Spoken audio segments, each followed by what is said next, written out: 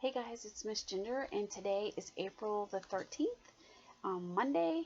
We are going to get started here in just a second, but first I want to say that I miss you guys terribly.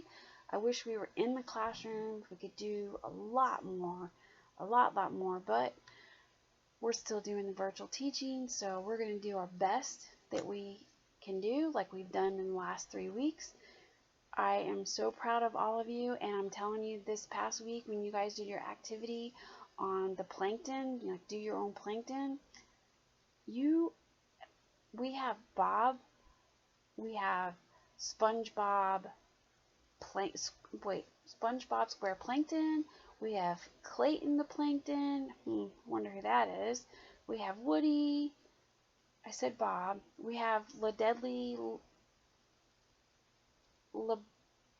Foot, I think it was, Ledley the Foot Plankton. Let's see, who else do we have? I said Woody and I said Bob. I can't even remember all of them. But we have some really good ones, and you guys are really incredibly smart and funny in doing your plankton activity. And for all of those of you who did all your work and got it all done, great job. So proud of you guys. So today we are going to start with overfishing. It's was part of our lesson from last week. We didn't get to it because our week was cut short. So we're going to start today with overfishing, and then tomorrow we are going to talk about invasive species that are affecting our climate and our different ecosystems. And then we are going to do a video on Wednesday. It's 15 what is it called? It's from NASA, and it's 15 dramatic global climate events, and that's really cool. It's sad, but it's interesting to see, how our climate's changing and why is it changing. And I guess you're gonna know. You probably already know what the answer is to that. It's changing because of us, and that's not very nice. But we can still prevent, not cure, but prevent some of the things that we're doing to maybe help our environment better. So last week, I know Monday we talked about the global climate. We did a video on 4Ocean. Then Tuesday we did pollution, and that was the Deepwater Horizon oil spill. It was the nation's worst oil spill ever recorded, and hopefully will remain that will never happen again, we hope. And that was the Deepwater Horizon project, that the oil rig that exploded in the Gulf of Mexico back in 2010, and it dumped over 2 million gallons of crude oil into our Gulf of Mexico over an 87-day period. We talked about that. We talked about development along our coast, and how building homes along the coast and businesses along the coast is affecting our reefs, our seagrasses, doing a lot of dredging up all the sand. Sometimes we are dredging up sand to maybe build our beaches seaward, building them out. So if we have hurricanes or storm surges, when they come in, it lessens the damage to our property. And also, not just dredging, but we have mangroves. That was one of your words last week. We did the mangroves in there. Plant the mangroves. They have a really deep root structure, and they help protect against storm surges and debris flowing into our communities, along the coast. And then Wednesday was really awesome, was the plankton. How many of you ever thought that plankton could be such a vital thing in our lives? Little microorganisms, little specks, millions of them, and they are so vital to our lives. And if we didn't have them, we wouldn't be breathing. I would not be talking right now. And don't y'all say it. We wish Miss Ginger just wouldn't talk right now. I can hear you guys going, wait, who's my buddies? Hunter, zip, zip, zip, zip, zip, zip, zip, zip. I wouldn't be talking. I'd be zip, zip, zip. So plankton was really cool, and then you guys did your activities, which was phenomenal. I just loved them. Thank you guys. That was fun. So this week we are going to do overfishing. Tomorrow we're going to talk about invasive species that are affecting our ecosystems. And then on Wednesday we're going to watch a video. It's 25, not 25, it's 15 global climate changes that are really dramatic climate changes. So we're going to do that on Wednesday. And Thursday we are going to do a week 3 review and week 4 review. So it's last week review and this week review. I dropped in a word search for you on Thursday, and then on Friday we're going to take our quiz and get started on our next week's assignments. So this week we have a few things to do. We have a vocabulary that I've got down for you today. It's due on Wednesday. Then Wednesday you do a current event, and that will be due on Thursday. And Thursday during our Zoom meeting, maybe we can talk about some of the current events that you guys have drudged up for us to look at.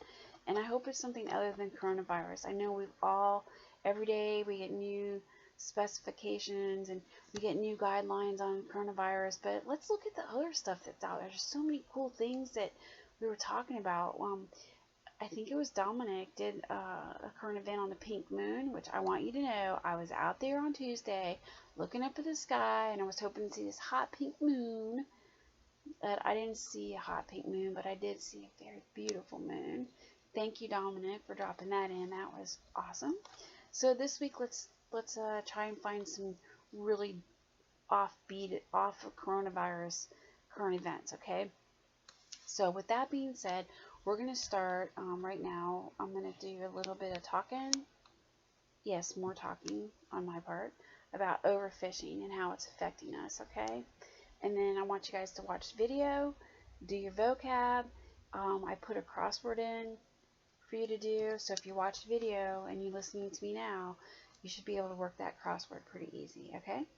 So, are we too good at fishing?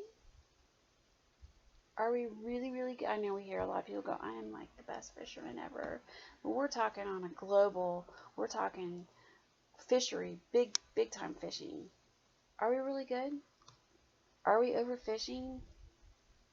Do we even know what overfishing means? Well, overfishing means catching fish faster than they can reproduce. And it's an urgent issue and is one of the biggest threats to our ocean ecosystems. Today, roughly 1/3 of assessed fish populations are overfished, and over half are fully fished. Yep. And large fish are usually the first ones to go. Fish that are large in size live a long time and are slow to reproduce and are among the most vulnerable to overfishing. Unfortunately, this includes some of our favorite seafood. For instance, of the 465 shark species assessed by the International Union of Conservation of Nature, 74 are listed as vulnerable, endangered, or critically endangered. Several species of rockfish, a group of Northeast Pacific fish also known as snapper, that can live to be over 100 years old, were severely depleted by years of overfishing. Despite new and effective fishing regulations, it will be decades before these long-lived fish recover. So there's also this thing called fishing down the food web. And I know this has been a big concern along the northeastern coast. And one of the fish that's being fished out right now is cod. Which is really kind of weird, but cod is being fished out.